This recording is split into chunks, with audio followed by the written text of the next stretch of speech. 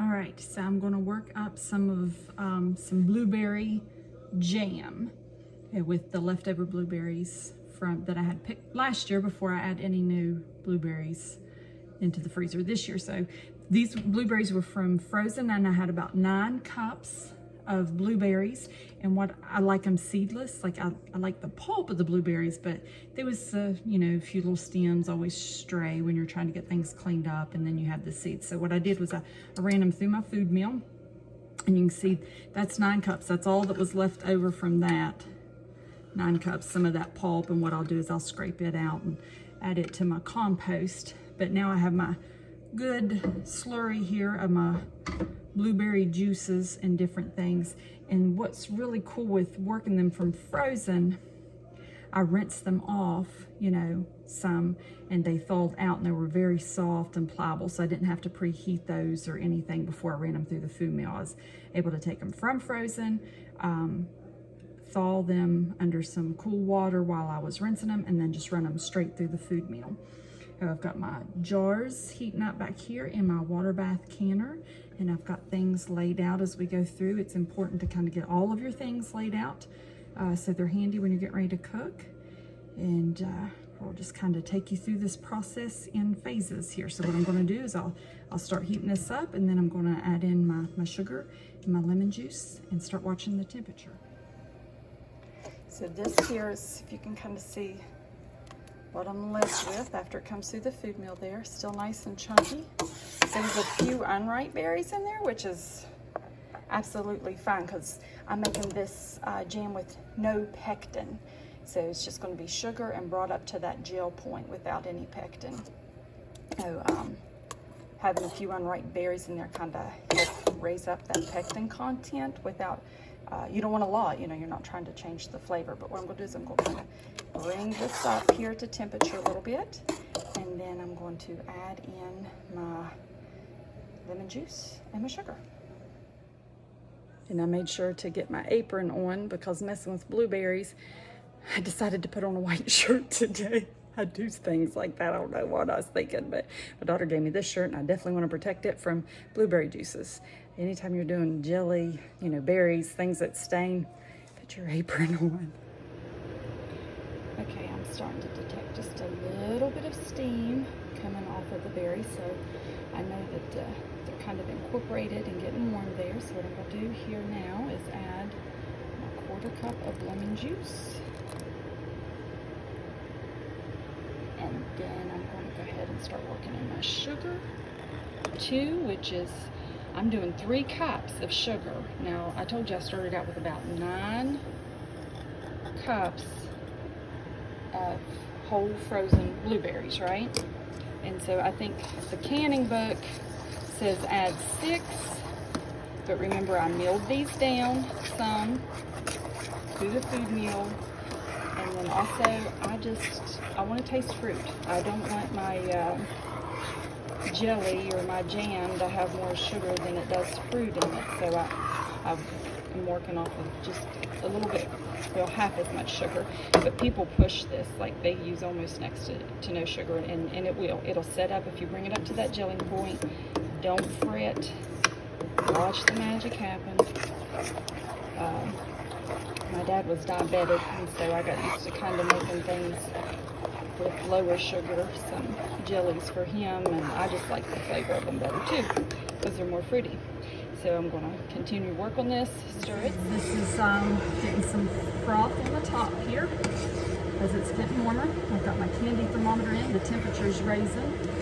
I work off of gas heat, so I've got the fan going. I'm trying not to run myself out of the house. So I'm going to talk a little bit louder. Hopefully you can hear me. I hope I don't run myself out. It's a gas heat, and cooking jelly down in July can get to be very hot to process, can't it?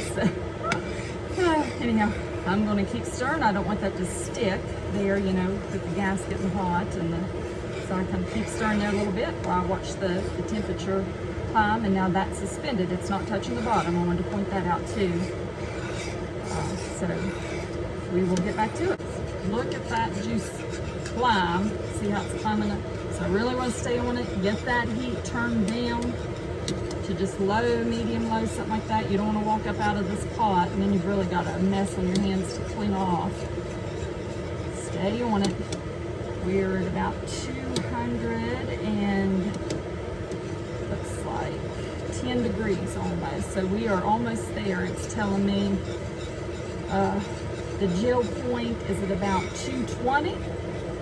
So I might take just a little bit past that from the elevation and I make sure I get a good setup, but we're narrowing down on it. All right, so we are right at about 200, let's say 16 degrees, something like that. But you can see we're getting into that sticky situation.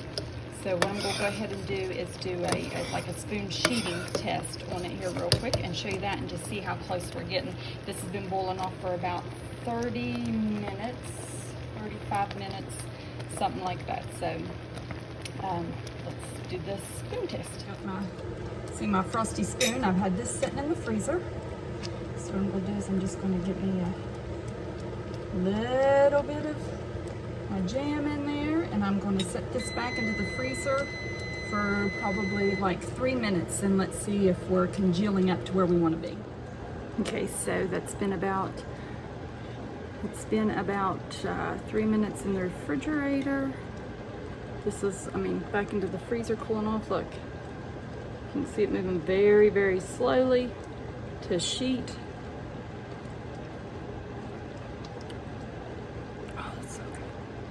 So good. It's just about where I want it to be.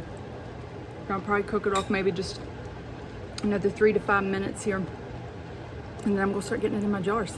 Okay, so we're there. We're at like 220, and you see there's not really any froth left on the top of this, which is good. So if you end up having a lot of froth, I like to just take a spoon and skim mine off the top. I don't like canning that up. So I've just turned my heat off. I'm going to start getting my jars out and getting them filled up, and then we'll process them in the water bath canner.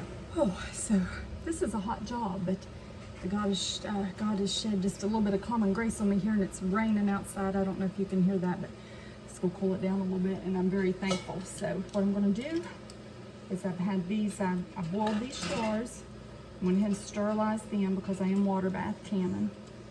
So I've been holding them over here hot, and I'm going to fill them up right here with some of the jelly, get the top on, and then set it right back in, okay? Funnel, blueberry jam. Ooh, that jar is hot. Oh, it's a sticky situation you get yourself in when you're making jams and jellies. You can soon have a mess if you don't slow down and try to keep yourself calculated. So what I'm going to do is I'm going to fill these jars up to about a 1/4 inch head space for the jelly. Anxious to see how many I get here. Oh, overdid that one just a little bit.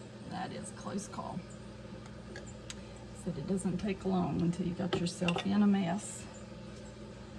As careful as I might be, wipe that lid off, or wipe that rim off rather is what I'm trying to say, before you put on your lid.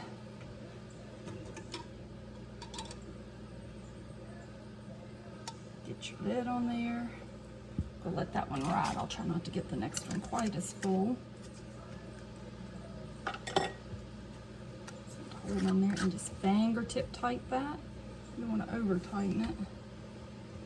Don't reef down on it with your muscles, even though you're a Wonder Woman or a Superman. And then just put it over here to hold. And get the next one out. So you get them all filled. So I will let you know how many I get total here. I want you to see that 1/4 inch head space is when you fill it right there to that last ring. And it looks like, I love hearing that rain. The gardens needed it too. But it looks like that my 9 cups of frozen blueberries and 3 cups of sugar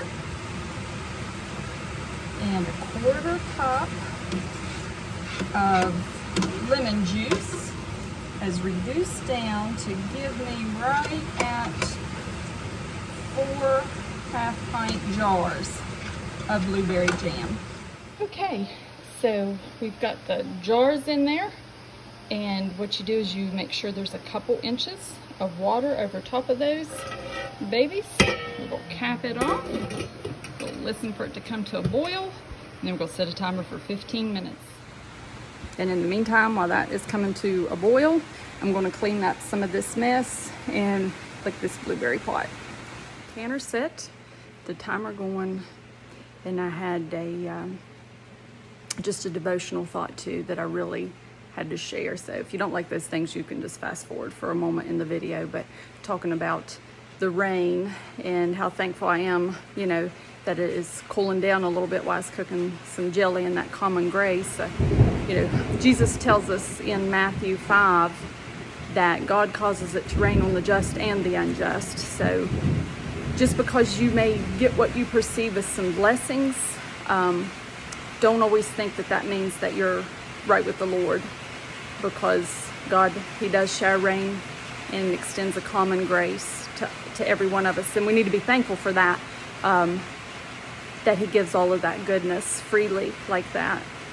But the only way to righteousness is what was imputed through His Son, Jesus Christ. So if you don't have that relationship and know that it is sweeter than blueberry jam, then I would invite you to take care of that, or message me and allow me to help you cultivate that relationship. So that is the short of the devotion, and you can carry on, watch the jam come out, or just have a blessed day. I'm going to go sit on the porch and cool off for a little bit and watch the rain. 15 minutes is up. Got my lid off my canner, and it comes time for my favoriteest part. It's what it's all worth it. But I'm going to get these jars up out of here. Nice and easy. Oh, be so careful because that is hot stuff. But then I'm going to set my processed jars right over here on that folded red towel that you might have seen there in the other clip, and let them begin to cool, and listen for the pops on the jars, because I love listening for the jars to pop. It's so satisfying. But you don't want to touch these for about 24 hours. Hang the sign on there like the honeymoon suite that says do not disturb them. There was one, did you hear it? All right, that is 4 half-pints of blueberry jam, and thanks for coming along with me for the ride. Bye.